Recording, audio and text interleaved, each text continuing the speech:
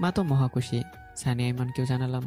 ঘুমানোর সময় রুমে গেলাম, দেখলাম প্রেমা আয়নার সামনে বসে আছে। আম্মা আপনাকে কিছু বলেছে? না, কেন, কি হয়েছে? কালকে আমরা আমাদের বাড়িতে যাব। কোথায় যাব? আমাদের বাড়ি পেনিতে যাব। সকালে তাড়াতাড়ি রওনা দিতে হবে। আমরা কিছুদিন ওখানেই থাকবো। আপনি আপনার কিছু জামা কাপড় নিয়ে নেন, আর যা যা দরকার সবকিছু ব্যাগে নিয়ে নেন। আমি জীবনেও যাব না। তোর বাড়ি তুই যা, আমাকে কেন টানাটানি করছিস? আব্বু আম্মু যাবে, আপনি এখানে একা থেকে কি করবেন? আমার যা ইচ্ছা তাই করব। তুই যা আমার সামনে থেকে সর। আমি আর কিছু না বলেই আমার সে আগের রুমে চলে গেলাম। এই ফকিনীর সাথে কথা বলা আর রাস্তার কুকুরের সাথে কথা বলা একই কথা। আমি নিচে গিয়ে ঘুমিয়ে গেলাম। সকালবেলা উঠে বাবাকে ডাক দিলাম। দুজনে নামাজ পড়ে খবর জেরত করে নিলাম। তারপর ওনাদের রেডি হতে বললাম। ওনারা রেডি হয়ে নিল। তারপর সবাই নাস্তা করে নিলাম। প্রেমাকে অনেক রিকোয়েস্ট করা হলো, কিন্তু সে যাবে না, এটাই ফাইনাল। আমি বাবার আমাকে ইশারায় বললাম যে ও যাবে, এখন না গেলে পরে হলেও যাবে। আগে আমাদের চলে যেতে হবে। আমরা গাড়িতে মালামাল তুলে রওনা দিলাম ফেনীর উদ্দেশ্যে। একটা অন্যরকম ভালো লাগা কাজ করছে। প্রাণের সেই শহরে কতদিন পর যাচ্ছি, কতদিন পর নিজের প্রিয় মুখগুলো দেখব। গাড়ি স্টার্ট দিলাম, তারপর রওনা দিলাম। সকাল 8টায় রওনা দিলাম। এর মধ্যে মা অনেকবার কল দিয়েছে।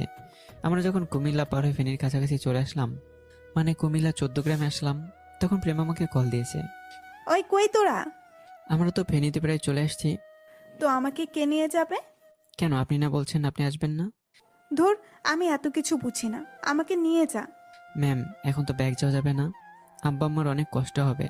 আপনি বাসে করে চলে আসেন, আমি ওখান থেকে আপনাকে নিয়ে যাব। কি বললি? রাখি এখন। এ কথা বলে কলটা কেটে দিলাম। ফকিন্নি, বেশি ভাব দেখালে যা হয় আর কি। এবার ঠেলা বোঝো। আমি আব্বা আম্মাকে বললাম। ওনারা হাসতে শুরু করলো। ফেনীতে ঢুকে সানিয়া ইমানকে কল দিয়ে আমাদের বাড়ির সামনে থাকার জন্য বলছি। ওনারা ওখানে আছে। কিছুক্ষণ পর আমরা বাড়িতে চলে গেলাম। সানিয়া ইমান গাড়ি দেখে পিছনে পিছনে আসলো। বাড়ির সামনে গিয়ে গাড়ি থামালাম।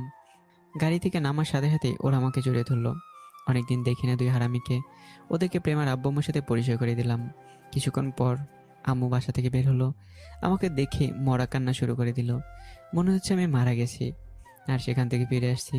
মাকে সালাম করলাম। তারপর প্রেমার আব্বু আম্মুর সাথে পরিচয় করে দিলাম। দুই বেয়ান একে অপরকে জড়িয়ে ধরে কিছুক্ষণ ভাব বিনিময় করলো।